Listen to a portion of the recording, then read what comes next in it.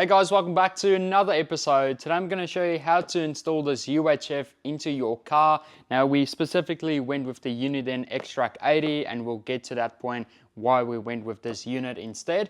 I'm also going to show you some 3D mounts for the UHF and a switch hazard kit, how to install that as well, which is pretty cool for the Mitsubishi Pajeros. So without further ado, let's get into it. Okay, so here's what we're working with, guys. So we went with the Uniden XTRAK 80 Adventure Pack. Now the whole reason we went with Uniden is because it's such a good quality made product, and there's a few options on the market like GME, Uniden, Oricom, that sort of thing, but the ones that I really like is GME and Uniden. But the main reason we went with this one instead, guys, is because it's a little bit more affordable. I think it was about $100 cheaper than the GME, and it comes with the whole pack, so you don't have to buy anything extra like an aerial, that sort of thing. I've only had GME, but I'm very keen to test out the Uniden, and it's also Japanese made, which is good because the Pajero is also Japanese made, so it should be good, right? So let me show you what you get in this pack. Okay, so for those that don't have the unit yet and just want to know a bit more about it, I'll quickly give you a rundown. So it has a OLED screen, it's a 2-watt loudspeaker, it has a replay button, which is awesome. It comes with a 5-year warranty as well. Now here's the unit. So as you can see, it comes with a mounting plate, so it will be nice and easy to mount it. What I love about it is there's handheld as well. So as you can see, it has a replay button. So if you didn't hear your mate the first time, you can replay it and go from there. And everything is just on the one screen, which means you can tuck the overall unit away and just have the handheld radio on your dash, which is awesome. Just a bunch of cabling, that sort of stuff. It comes with a magnetic holder as well, so it just clips on, which is awesome. You don't have to take it out of a socket, that sort of thing.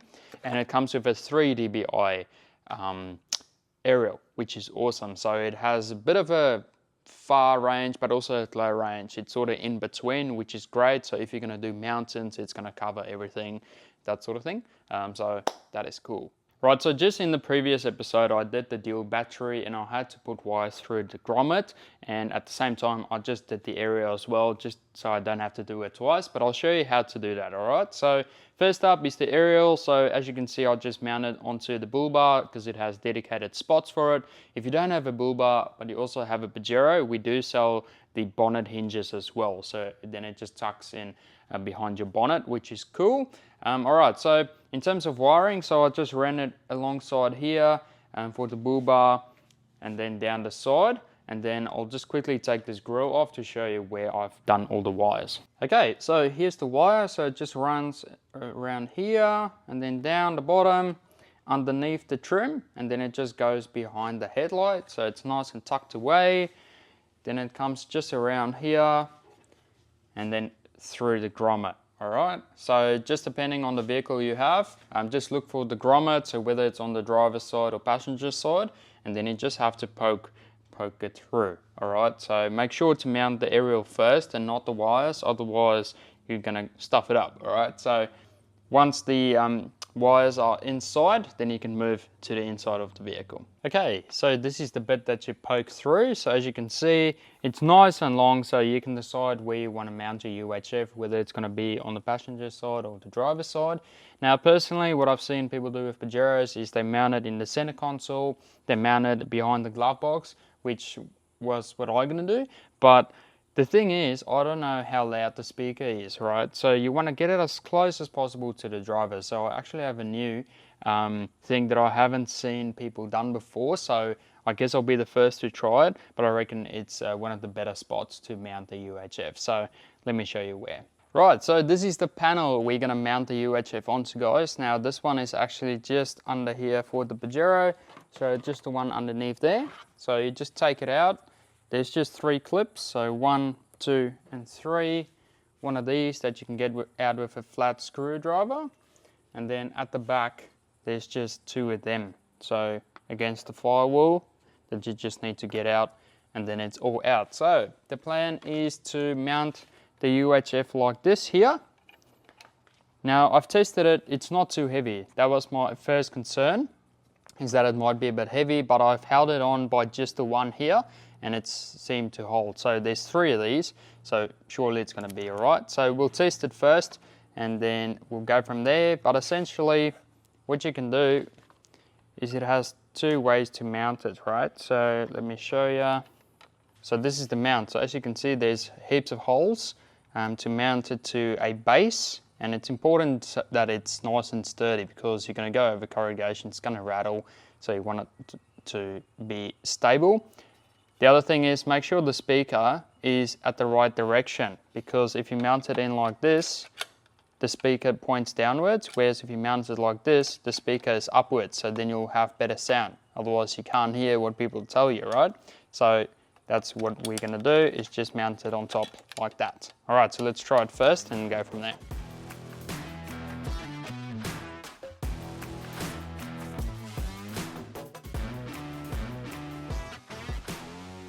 Okay guys, so here we go. So like you can see, like this is the front panel, so it's going to sit like this. Okay, so it's all mounted securely between these two slots, and this unit can still slide in. So make sure it says front slide in on this side, and then as you can see, you just have to press down these two here. All right, and then it will slide in like that, and then just press down the two bottom ones, and then boom, it's in. And it's pretty cool, like it can't get out because those two are in the way, so it's actually a pretty cool spot for it. So it's going to sit like this, which is great. And now all we got to do, guys, is just wire up the aerial, which is going to go in here. This one's going to go to power. Now you can decide whether this goes to battery. We're just going to run a fuse tap, so that's going to be the easiest way to do it. On this side, it's just going to go to the actual unit, like the UHF. And the other thing as well, they supply these self-tapping screws in the package. So we used our own bolts just so it can go through, and it turns out just to be the right length as well, which is good. Otherwise, just buy any length and then just chop it with a grinder. But as you can see, that's now mounted securely. So let's move on. Okay guys, so here's the cable that goes to the unit to give it power. Now like I said, you can either go to the battery, but it's not long enough. So you'll have to extend it. It's way easier just to buy a fuse tap. So from Repco or any automotive store, just buy that one. So the positive is going to clamp onto that one, and the negative, just find one of these for the negative, clamp it on, and then find any ground bolt just to make sure it's negative and it will power nicely. Okie dokie. So guys, what you want to do now is just plug in your unit into the main unit. Plug in the wires, so that's the positive and the negative wire. Now what I've done here is just put it into the fuse tab. Now the one I've connected it to is this one here. So that one is actually for my dash camera. So all I've done is just tapped into that fuse tab, put the two 10 amps on there, and then the negative just goes to here. I know it looks a bit messy, we're just testing it out, but let's now turn on the ignition and see if it comes on.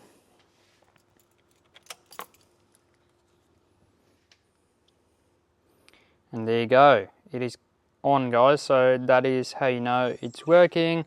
And then if you turn the ignition off, it should go off as well. There you go, perfect. So that is all working nicely guys. And also just a reminder to keep the speaker on the upside, just so you get the best sound from it. But there is an external input at the back as well for like external speakers. So if you do mount it over on that side or somewhere where you're not going to hear it well, you can mount an external speaker, but that's just more work. So all we got to do now guys is, this is the aerial. So we're just going to whack that in on the back here, and then hopefully it should all be good. And then I'll show you where I'm going to mount the handpiece. Okay, we're now going to put it back together guys. So this wire is like an extended wire to another, like a UHF input. So what you want to do guys before we put it back together is just put the side with the grommet just back into the unit, just to seal it up nicely. So what you want to do is just chuck it in there, boom, and then put the seal on, and then now we're going to put it all back together. So this is a UHF switch that I've bought. Basically what happens is you can put it into the factory holes of your Mitsubishi, and then when you want to use your UHF you simply just plug it in, and when it's not in use you can plug it out and put it in your center console. So we're going to install that one, and then there's a bunch of brackets that we can use that I want to show you. That's 3D printed either on the left hand side or on your right hand side aircon vent. So this is what they look like. So there's a heap of them. They both suit the GME brackets or the Uniden. So this is the Uniden one. So as you can see, it's just going to be screwed on like that. If you have a quad lock mount, we even have the quad lock mounts as well, which is great. So that can be used left or right. That is pretty exciting. I'm going to show you as well another thing. If you want to get rid of your hazard button for the right hand models, this is a hazard kit. So essentially it's all 3D printed and made specifically for the hazard button, so you can relocate the hazard switch to whichever spot, and then you can have your mount on the right hand side instead. So that's pretty cool. So I'm going to show you now how to do that.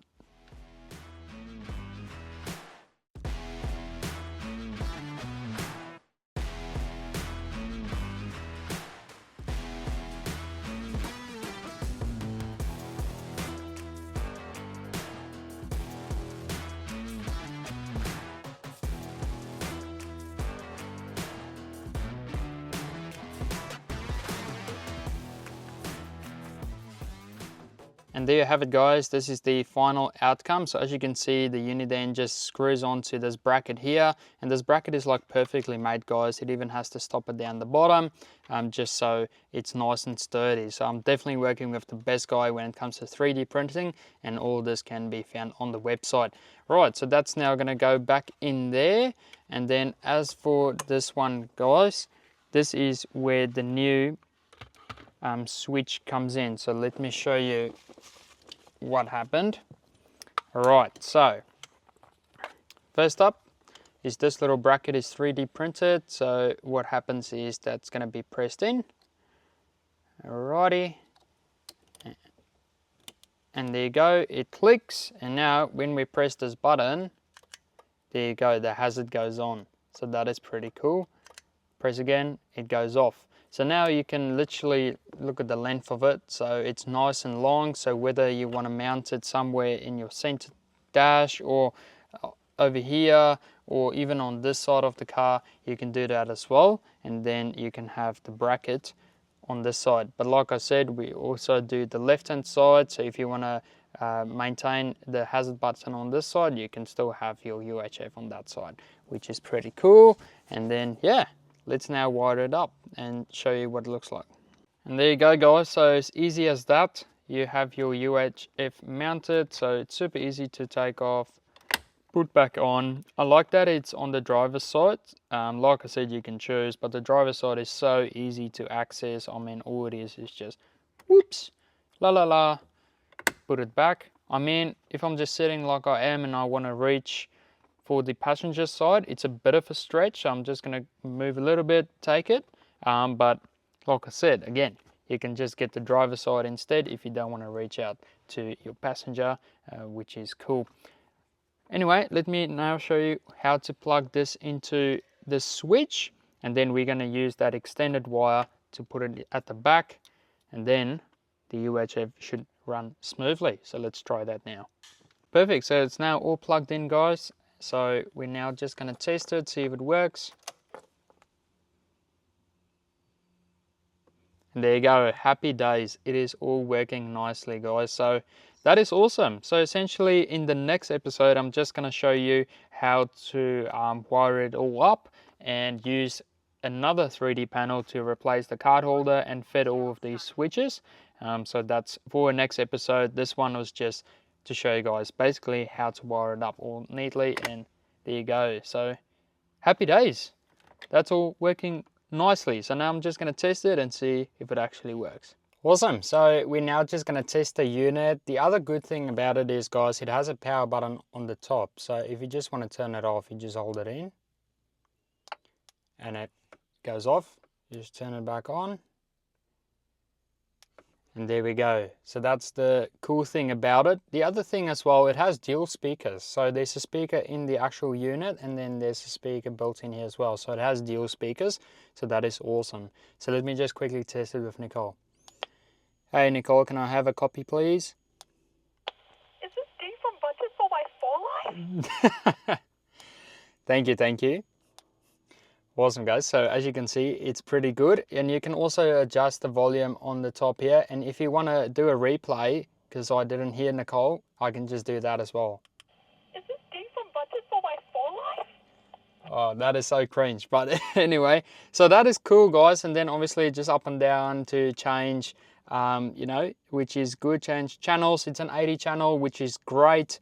And then there is a menu if you want to change like the microphone gain, select which speaker you want to use, that sort of thing. So that is pretty cool. But anyway guys, that wraps it up for the UHF, and everything is working. So that is awesome. And there you go guys, that is how you install a UHF radio in your car. So all UHF radios should be very similar, but I do like that the Uniden one includes so many features, which is great. And then I also want to do a giveaway guys. So all of these brackets, they can go to 5 lucky people. So just comment down below what you think of the video, and also whether you would like a quad lock one or a GME one or a Uniden one, and I'll get in touch with you and send it to you. But yeah, of course, if they are gone, they're gone. So just be quick guys. But anyway, apart from that, if you do want to grab one of these brackets, make sure to jump onto budget4x4life.com. Same with the UHF, so we do have GME and Uniden. But apart from that guys, thanks so much for watching, and if you have any questions, make sure to drop it down below, and stick around for the next episode, because then we'll finish the interior, and I have some other panels and switches coming, which is pretty exciting. Anyway, catch you guys in the next one. Peace out.